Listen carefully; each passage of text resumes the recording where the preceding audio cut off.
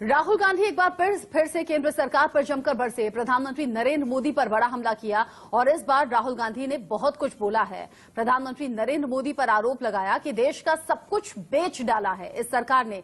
राहुल गांधी ने क्या कहा? प्रधानमंत्री ने सब कुछ बेच दिया। 1.5 लाख करोड़ रुपए रेलवेज, 400 स्टेशन, 150 ट्रेनें, रेलवे ट्रैक और वुडशेड। कांग्रेस के आरोप गंभीर हैं। राहुल गांधी कह रहे हैं कि मोदी सरकार देश को लगातार बेच रही है, इससे नुकसान आम लोगों का होगा और फायदा होगा 3 से 4 उद्योगपतियों को। विवेक बिंद्रा हमारे साथ होंगे सीनियर इकोनॉमिस्ट के तौर पर। विवेक बिंद्रा से हम ये भी पूछेंगे क्या मतलब होता है इन सब चीजों का, निजीकरण का मतलब क्या है और इकोनॉमी देश की कहां से कहां पहुंची है, इसके मायने भी क्या है। विवेक बिंद्रा जी जरा समझाइएगा दर्शकों को, प्राइवेटाइजेशन का मतलब क्या होता है, इसकी जरूरत क्यों पड़ती है किसी भी सरकार को, और इकोनॉमी जो हिंदुस्तान की अभी है पहले के मुकाबले में अब की इकोनॉमी को आप कैसे देखते हैं? हालांकि कोविड काल से प्रभावित सब हुआ है, दुनिया हुई है, ये हम सब जानते हैं। धन्यवाद, थैंक यू वेरी मच।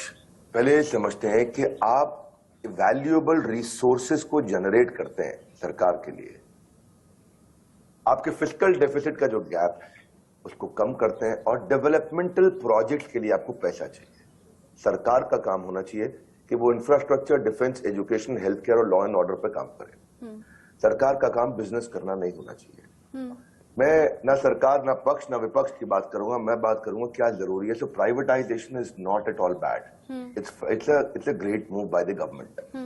आपको पहले समझना है कि हमारे एनुअल रेवेन्यूज भी बढ़ेंगे इससे, वन टाइम रेवेन्यू आने के अलावा। और टैक्स पेयर के लिए क्या होगा, देखिए आपने जब ये एसेट्स आप बेचते हैं, निकालते हैं इनको बाहर, ये लॉन्ग टर्म इंटरेस्ट में है टैक्स पेयर के। क्योंकि एक अगर आपके पास में कोई बड़ा 70 साल, 50 साल, 20 साल में आपने एक प्रोजेक्ट बनाया, उस प्रोजेक्ट पे कॉस्ट आई, उसकी अगर करंट यील्ड अगर 1 लाख करोड़ लगा और उससे मैं 2000 करोड़ रुपया साल का नहीं बना पा रहा हूं सरकार के लिए, तो इसका मतलब उसकी यील्ड बहुत लो है। अगर मैं उसकी यील्ड बढ़ाना चाहता हूं और लाने के लिए मैं उस 1 लाख करोड़ रुपए अगर मैं बेटर यील्ड जनरेट कर सकता हूं, तो ये तो टैक्स पेयर के लिए अच्छी चीज है। पर मैं समझ सकता हूं कि विपक्ष की मजबूरी है कि उनको वो बात करनी है जिससे आम जनता को लगे कि बहुत नुकसान हो गया है, या पक्ष भी ऐसी ही बात करने का प्रयास करता है। हालांकि कल के मैंने देखा वो जो प्रेस कॉन्फ्रेंस हुआ उसमें चिदम्बरम जी की बात अच्छी थी। ही सेड वेरी नाइसली कि भाई स्टेक होल्डर्स को इन्वॉल्व करो, and I like that point. But overall I think हमारे पास जो स्टक फंड है इस समय, उनको हेल्थ केयर में, एजुकेशन में, इंफ्रास्ट्रक्चर में लगाना है। That's number 1। नंबर 2, डिफेंस का लैंड, रेलवे की जमीन, बाकी पीएसयूज, उनको लिक्विडेट इसलिए करना जरूरी है क्योंकि वो अनप्रोडक्टिव एसेट है। आप अनप्रोडक्टिव एसेट को रखें और चिपका के रखें, उससे कभी फायदा देश को नहीं होगा। दूसरा, हमने पहले भी देखा है कि पे राइज बढ़ता है डिसइन्वेस्टमेंट से, प्राइवेटाइजेशन से तनख्वाहें बढ़ती हैं, नई अपॉर्चुनिटीज आती हैं, करियर ग्रोथ होता है और नया एम्प्लॉयमेंट जनरेशन होता है। अगला पॉइंट यह है कि वर्ल्ड बैंक ने भी ये रिपोर्ट किया है कि लगभग $100 बिलियन से ज्यादा का प्राइवेटाइजेशन 97 में शुरू हो गया था। चाइना ने शुरुआत करी थी इसकी और लैटिन अमेरिका ने बहुत किया इसको। यूके को देखो, मार्गरेट थैचर गवर्नमेंट जिसने शुरुआत करी 80s में यूके के अंदर, पहले समझिए ये नारा उनका था कि government has no business to be in business. आप ऐसा समझिए कि British Telecom, British Airways, British Power, British Petroleum, British Gas, British Rail, regional water board, ये सब कुछ उन्होंने बेचा। क्यों बेचा? इससे जब पैसा आता है तो इससे डेवलपमेंट प्रोजेक्ट के अंदर क्या मेरा काम है कि मैं एयर इंडिया को लेकर के जेट के साथ, इंडिगो के साथ, इस टाटा ग्रुप के साथ सबसे कंपीट करूं और थोड़ा बहुत मुनाफा कमा भी लूं कभी चल के अगले 50 साल में, जो कि कंप्लीटली लॉस में है? क्या फायदा होगा देश को? इससे कंप्लीटली देश के टैक्स पेयर के पैसे का नुकसान हो रहा है। Taiwan, Hungary, Thailand, Philippines, Korea, Turkey, Poland, Zambia, सबके सब शुरू कर रहे हैं। जर्मनी ने, 2 मिनट दीजिएगा, 2 मिनट और सुनिएगा, जर्मनी ने 13,500 कंपनीज को प्राइवेटाइज किया। अब आप ये समझो, टेलीफोन, इलेक्ट्रिसिटी, गैस सप्लाई, जब आप इनको प्राइवेटाइज करते हो इसकी कॉस्ट कम होती है और कंज्यूमर को ज्यादा बेनिफिट मिलता है।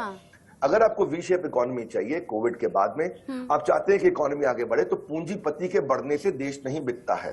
पहले समझ लें। लोग कहते हैं कई बार कि पूंजीपति पैसा खा जाएगा। कैसे? ब्रेकफास्ट में खाएगा, लंच में खाएगा, ब्रेड के बीच में लगा के खाएगा।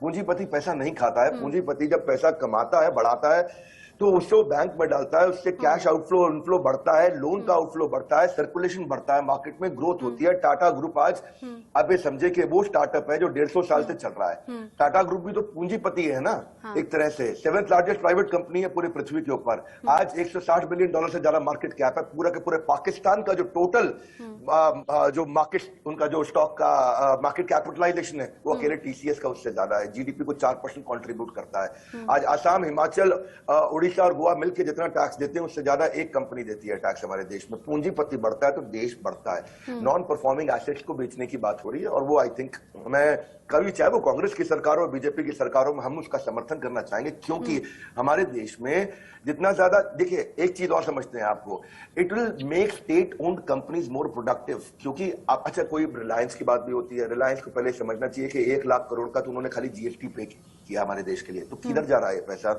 ये डेवलपमेंटल प्रोजेक्ट्स के अंदर जाता है। ये समझिए कि कस्टम एक्साइज ड्यूटी भी उन्होंने बहुत बड़ा अमाउंट 25,000 करोड़ दिया है। आप रिलायंस कैपिटल, अब रिलायंस ऑर्गेनाइजेशन को देखें, ग्रुप को, तो आज 2.5 लाख लोगों को उन्होंने नौकरी दिया है। फार्मिंग के बाद ये प्राइवेट सेक्टर के अंदर लार्जेस्ट एम्प्लॉयर है हमारे देश के अंदर। तो जब ये जाते हैं तो चीजों को एफिशिएंट बनाते हैं, क्योंकि रेड टेप से चीजें इनएफिशिएंट हो जाती हैं। पहले ये समझना चाहिए इस सारे प्रकरण में हमारी आम जनता की भी बहुत गलती है। इनको कुछ ज्ञान की कमी, नॉलेज की कमी है। देश बेच दें, देश बेच दें, देश बेच दें, देश बेच दें। कौन ले गया पैसा कोई देश को बेच के? किसके घर में चला गया पैसा? See this is basically a wrong narrative.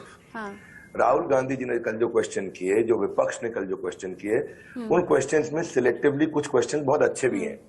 वो क्वेश्चन ये है कि मोनोपोली ना क्रिएट किया जाए, वो क्वेश्चन वो है। पर अगर आप ये देखें कि पीवी नरसिम्हा राव, उनकी गवर्नमेंट में 91-92 में शुरुआत हुई थी, पब्लिक सेक्टर फर्म के बंडल्स में म्यूचुअल फंड में और इंस्टीट्यूशनल इन्वेस्टर्स को दिया गया था।